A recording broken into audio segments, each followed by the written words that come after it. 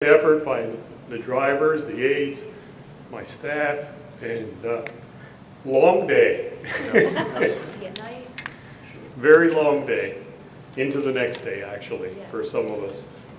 And since we have Mr. Loeffler here, I'd like to acknowledge his department Yes. as well. Behind the scenes, they were the ones making sure things were salted and plowed. If they don't do their work, the buses don't get to go anywhere, and the students don't get to go anywhere.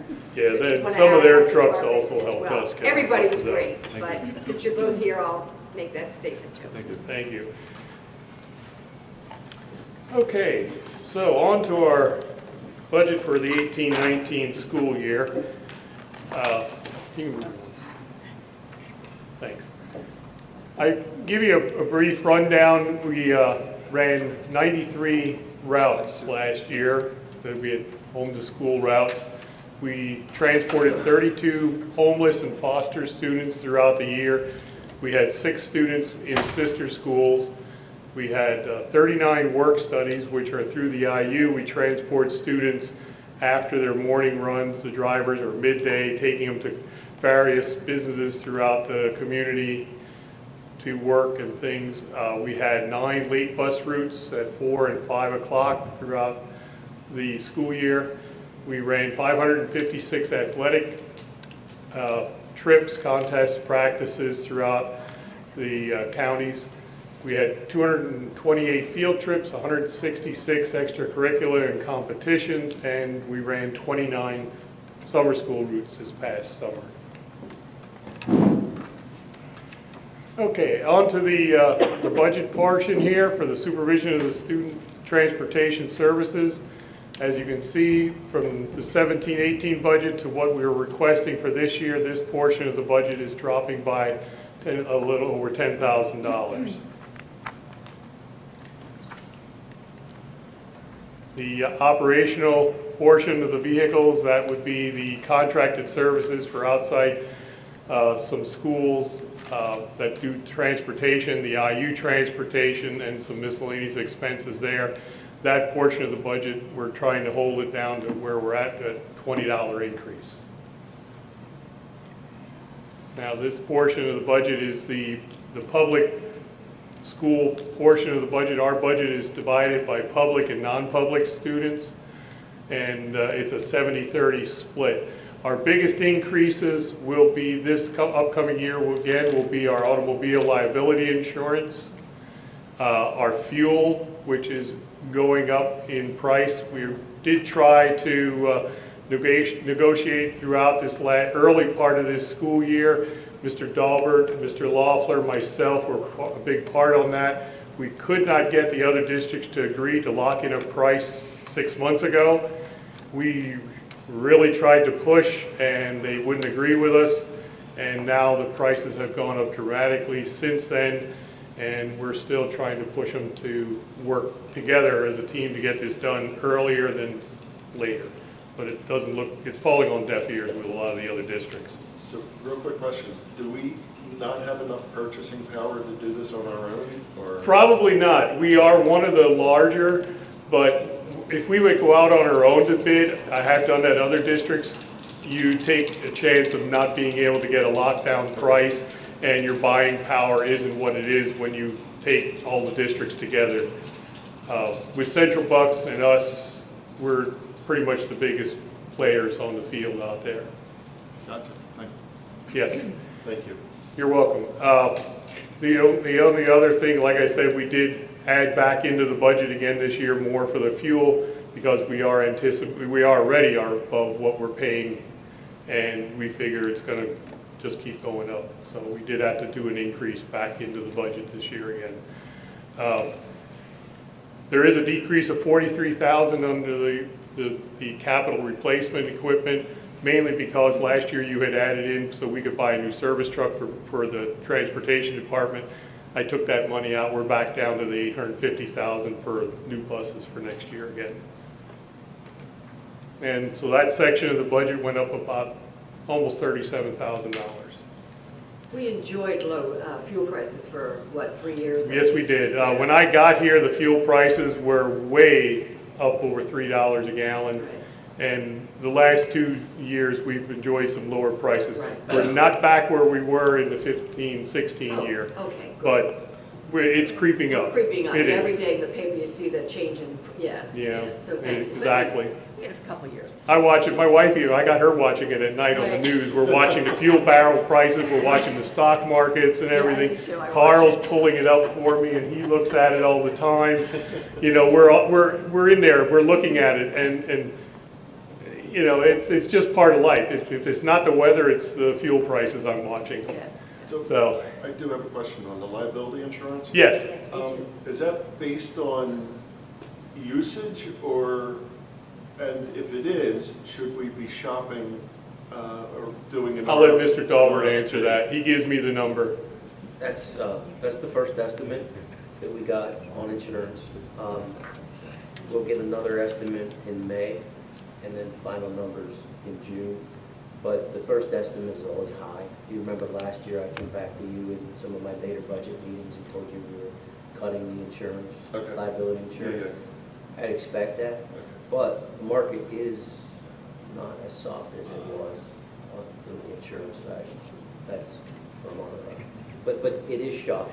All our insurances are shopped every year. Okay. It just doesn't automatically go to the PSBA program. Okay, thank you. Yep.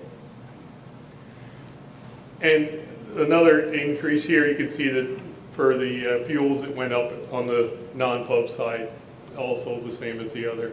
And general supplies, I didn't note, and the other side went down. We deducted about $11,200, I believe, and here $8,800 for a $20,000 deduct in general supplies overall for the district.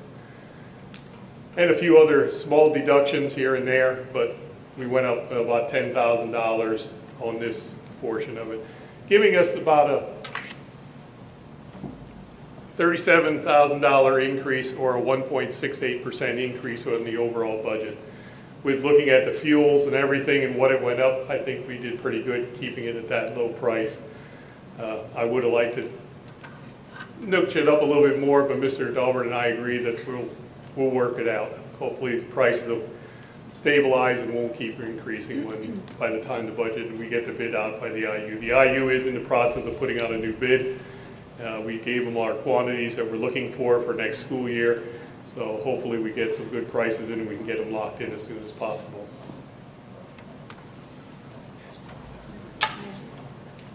Are you done, Brian? Or is No. that- No, he's going. Oh, I'm sorry. No, I got a fleet update. I I'm promised sorry, you a I'm fleet sorry. update I thought I saw earlier in the year, and I'm giving to you as best I can. Right now, we still are awaiting several buses to be added in that'll help with these numbers. But currently, we have 78, 77, or 72 passenger buses in the fleet, 148 passenger bus, 20 buses that have capacities of 20 to 30 passengers. We have 10 wheelchair buses and 13 vans. Again, we have 93 buses on routes this year. Now, when I say routes, that means a 3-tier route. So now you're talking these drivers are doing on a daily basis about 200 and almost 80 routes a day with morning, afternoon, and 3 tiers. And there are several that are 4 tiers because they do double elementaries.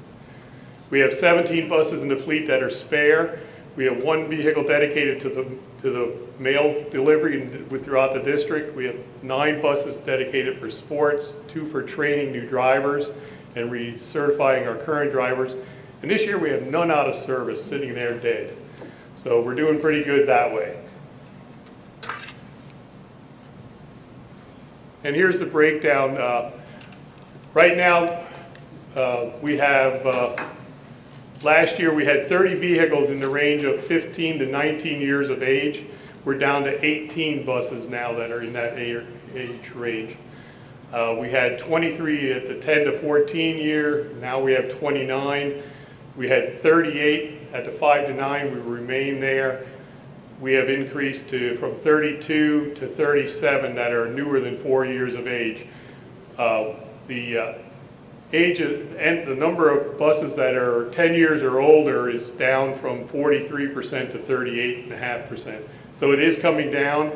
this would be down a little bit lower, but we can't add in the ones I don't have yet, so I'm still waiting on 4, and they'll be all 19, so that'll also bring the 8 down on the fleet.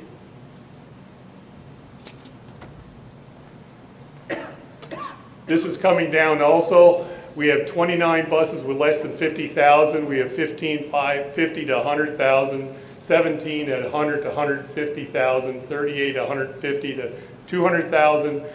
We have 18 that are 200 to 250,000. We're down to only 5 buses with under 250, and we have nothing over 300,000 anymore left in the fleet. So with the next round next year, we probably will get rid of everything over 250,000 miles and be working to get it down lower than that. So we're doing pretty good that way. That's our oldest bus. It's going away in the next round. It's a 1998 with 190,000 miles. It runs like a champ. It's an old faithful. It's in good shape, but it's time to get rid of it because parts are obsolete. They really are. And that's part of our maintenance costs, that some of the older buses, it's hard to get parts for. Carl searches, our normal vendors don't have them, and then he goes out looking and they're more costly. The older parts are getting more costly and hard to find. Here's our newest bus. It's a straight 30-passenger bus, and that one had when I did this, it had a little over 1,800 miles only. The next 3 slides will show you what we're looking to replace. Again, mostly we're doing a look at the 72 passengers. Some of the 6-passenger vans are still listed here, and a couple of wheelchair buses. They all range from 266,000 miles and 272,000 there. The wheelchair buses, you see they're lower miles. We want to start getting rid of them, and the vans, they don't last as long as the larger buses do. Their lifespan is a lot shorter. They're really used hard. They're a lot of stop and go and everything. So those don't hold up near as much as anything else we have. Again, for the 19-20 year, we're going to do the same. And then we have another spread for the 2021 year. So that's our presentation. We're looking to continue the fleet replacement, getting the age down to a comfortable, as our spares be maybe 15 years old instead of 20 years old. Cosmetically, some of them don't look quite nice yet because of the 1 year the manufacturer had a lousy paint job and they're peeling on the front hoods about 15, 18 years ago. But those will be working their way out of the system also. Our plan on some of our 6-passenger vans is to move them over to technology after we're done using them and we get our new vans in. And technology will use them then to transport equipment around the district instead of their own vehicles. So it's going to help. Technology will maintain them and keep them running for them and everything as we do for all the other fleet throughout the district. And also our budget for maintenance on the fleets, that includes not only our buses, it includes Jeff's buses for oil changes, things like that. That all comes out of our budget too. So we maintain that, so we're going to be maintaining the others for the technology, the mail vehicle, and everything. So it helps them. They don't have to budget for it. We continue to budget for their maintenance of their vehicles. They just pay for their replacements. Any questions? I got an answer. Okay. Yeah, I'm good. Yeah, I have one question. On slide 4, Okay.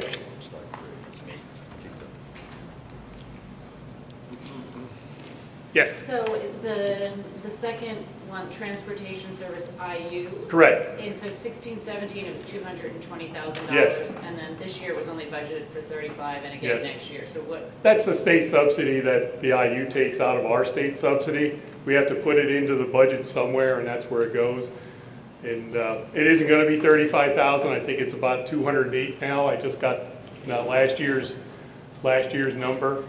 So we could increase it so it's a wash, but it ends up being a wash because we figure out where to take it throughout my budget to make it balance out. So this is an expenditure? Yes, that's what we pay the IU to transport students. Okay, so we actually are paying them about 35,000, or we're paying? We're not physically giving them a check. They tell the state how much money they need to transport students for all the districts that they're responsible for. And then they get their money up front because they have no means of taxing to get their taxes to do their budgets. That's their way of getting money. They have to, in November every year, they have to reconcile their expenses to all the districts. And at that point, that's when they'll tell them that, okay, now we got too much money from Pennridge, which this year they did. They have to give it back to the IU, or to the IU has to give it back to the state, and then our number just is what it is. We never physically give them a check for this service. This is all comes out of our state subsidy for education of transportation. So you're saying in 16, 17, that included the state subsidy? Yes, that is what our IU, we paid our IU out of our state subsidy. Okay, and you're saying, and what we're gonna pay them this year out of the state subsidy is only gonna be That's the way it goes 35,000? every year. That's an ongoing thing. That's the way it works. Every district gets it deducted. Their way of paying it is deducting it from your state subsidy for transportation. And like I said, this year in the preliminary report we just got, Sean and I just gave him a copy of it tonight. It's like $208,000 for last year. And for this current year, it'll be less because we took back more from the IU. And that's our goal, to try and, as we can man the buses and the vans, we'll bring back more as we can feasibly do. I don't want to try to do it all at once because we don't have the manpower.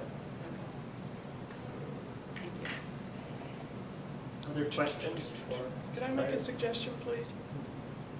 Public comments coming. No, I understand that, but because it was between the meetings, I didn't get the remarks on camera that Mr. Kraus was complimenting the effort that they made, and I'd like to have that so that it's publicly acknowledged, if you don't mind.